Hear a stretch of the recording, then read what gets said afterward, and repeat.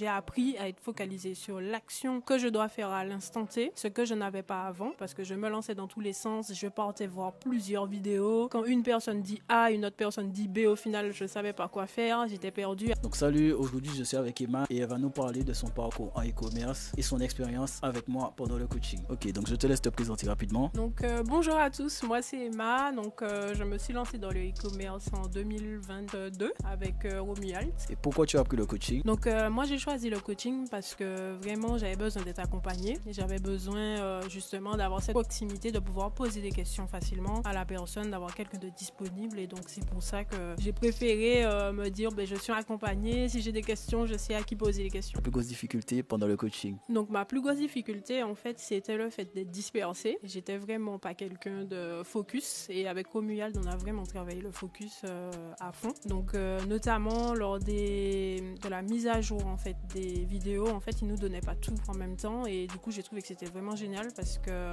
j'apprenais et en même temps je passais à l'action, mais je ne me dispersais pas en fait sur toutes les actions qu'il fallait que je fasse. Je savais pas aussi en termes de process, je savais pas forcément par quoi commencer. En fait tout était fluide dans ces formations, donc je savais étape 1 fallait faire ça, étape 2 fallait faire ça, étape 3 etc. Et donc vraiment ça m'a aidé. Le focus c'est assez capital si on veut réussir dans le business. Donc j'ai appris à être focalisée sur l'action que je dois faire à l'instant T, ce que je n'avais pas avant, parce que je me lançais dans tous les sens, je partais voir plusieurs vidéos. Quand une personne dit A, une autre personne dit B, au final je savais pas quoi faire, j'étais perdue. Avec Romuald, il me disait tu fais ça et tu fais ça et c'est tout. Et en fait c'est ce que je faisais et c'est ce qui fonctionnait. Donc voilà, ça m'a vraiment apporté cette discipline, je vais dire, dans le business. Qu'est-ce que tu as apprécié dans le coaching? Alors ce que j'ai vraiment apprécié dans le coaching, c'est la proximité que j'avais avec Romuald, de lui poser des questions et qu'on puisse vraiment trouver des solutions,